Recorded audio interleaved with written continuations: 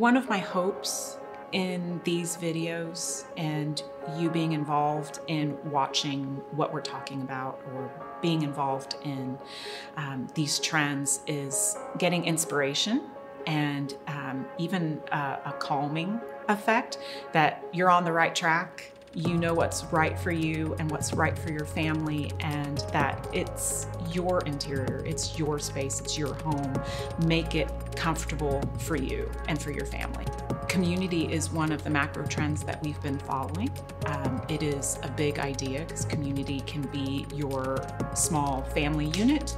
It can then come out as concentric circles to your friends, your extended family, the community you live in, even the people that maybe you play golf with or you go knitting or practice yoga with. It's all about community. And because of the big things that are happening in the world, we see a coming together. We're seeing that local communities are becoming more and more important in our lives.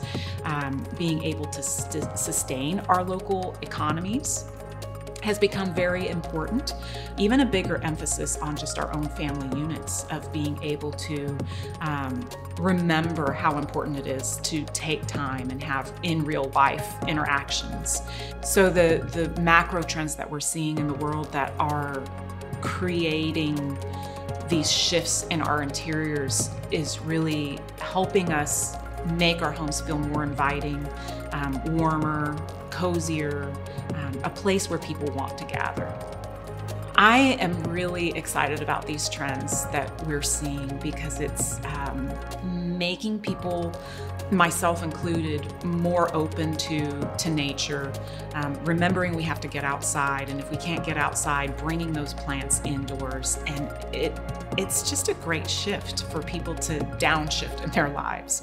We've been so harried and moving and scurrying around that we've been reminded how important it is to slow down and be with the people we love.